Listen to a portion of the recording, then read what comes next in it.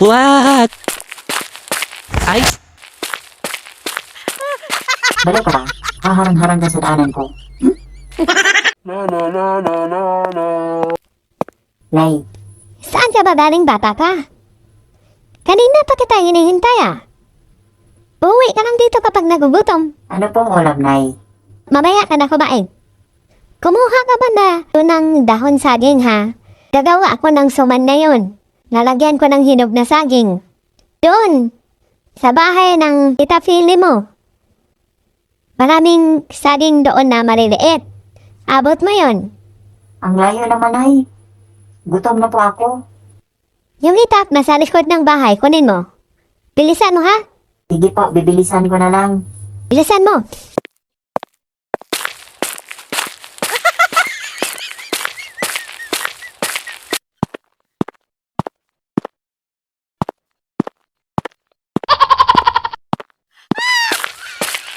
what? Ay, Balik ka. Haharang-harang ka sa daanan ko.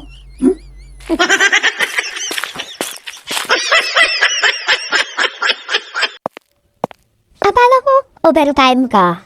Kanina lang. Tumigil mo na ako dyan sa kabilang bahay. Nasa labas yung apo natin eh. Nakipaglaro mo na ako. Pala ang ingay ng apo natin doon sa kapila. Sige, magbihis ka na. Maya-maya na lang. Pahinga mo na ako sandali. Grabe. Hindi ko talaga akalain na aabot tayo ngayon ng 2 dekada. Dati nung kabataan mo pa lang, mapairo ka eh. Muntik na nga tayo maghiwalay. Oo nga, honey. Haway pati tayo dati. Tayo pa rin pala ang pinadhana. Hanggang sa pagtanda ito. Sa tingin mo, Han, sa haba ng pagsasama natin, siyempre, nagpapago na yung katawan. Papunta na sa pagtanda. Ano na ba sa tingin mo, yung katawan ko ngayon? Yung katawan mo naman, okay lang naman yung hugis.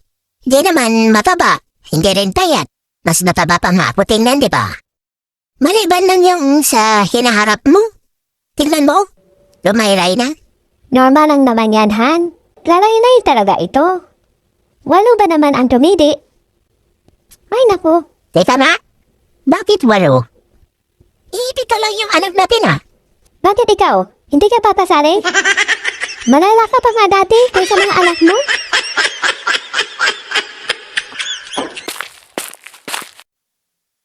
Ay, Gennard.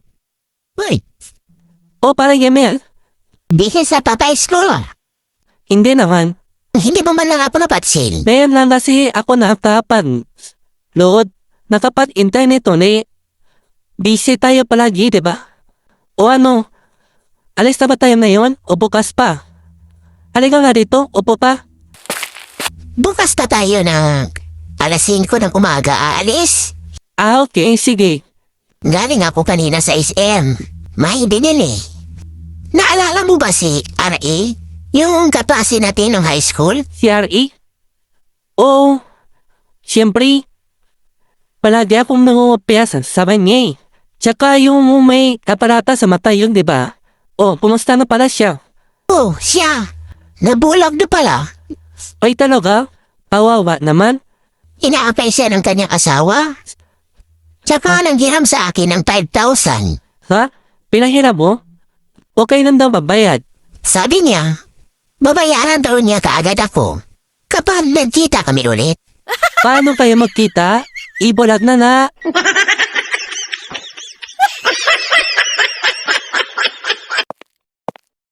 Excuse me po, Manong. Ay, ano yan? Pwede po magtanong, Ano ba yun? saan po ba yung bahay nila, Mang Dukyo? Ah, si Dokyo. O sige, diretso ka lang dyan, iho. Tapos, may makita ka dyang maliit na skinny pa. Kaliwa ka. Medyo pa akong siya punti. Pagdating mo sa taas, kakanan ka. Diretso ka ng kunti. Ang 4 na bahay na may maraming black cloth na rose kulay pink. Yan na yung bahay ni Dokyo. Ah, dire-diretso lang po. Tapos, kakaliwa, medyo paakyat, tapos kanan. Yun na po. Yes, tama. Ano, nakuha mo? Opo, Manong. Maraming salamat. Sige po.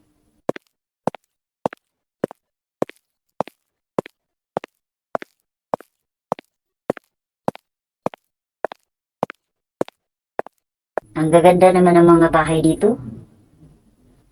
Mga palasyo. Dito yata nakatira yung mga politikong buaya.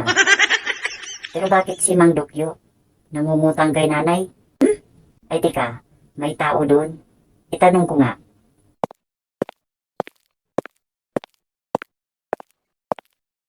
Magandang hapon po. Ano ba yun? Ay, kuya, di ba ikaw yung napagtanungan ko kanina? Baka kapatid ko yun. Ganun po ba? Malapit na po ba yung bahay ni Mang Dokyo dito? Ay, diretso pa lang punti, iho. Pangatlong bahay. Yan na yung bahay ni Dokyo. Ay, salamat po. Ito na yata yung bahay ni Mang Dokyo. Ang lalaking mga bulaklak na rose, Opo, Mang Dokyo? Opo. Yes, ano yun? Ano bang kailangan mo sa akin, iho? Di ba ikaw yung napagtanungan ko kanina? Hindi ba naman kasi tinanong yung pangalan ko? Ang tinanong mo yung bahay ko. Kaya, tinuro ko sa'yo.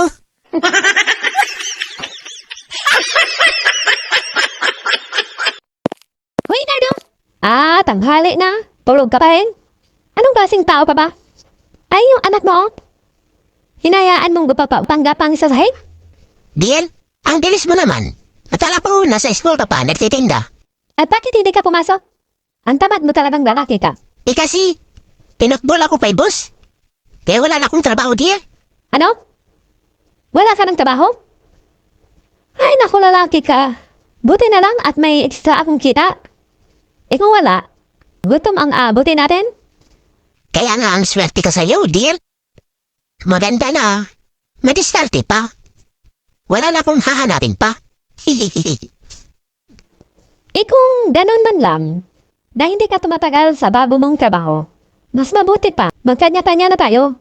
Para matuto ka naman. At buhayin yung sarili mo. Umaasa ka sa akin eh. Nagbabantay pa ako ng 2 nating anak. Tapos ikaw batugan. Haalis na kami dito.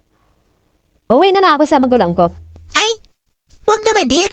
Huwag mong gawin sa akin to. Mahal na mahal kita. Kapag iiwan mo talaga ako, tatapusin ko na rin yung buhay ko. Di ko kaya ang mabuhay nang wala kayo. Hay, iwan ko sa'yo. Ilang ulit mo na yung sinasabi sa akin. Wala namang nangyari. Oo, gagawin mo talaga yun. Maniwala pa? Hay, nako sa'yo, Nakdo. Magpatuloy nga, di mo kaya. Magpakamatay pa kaya.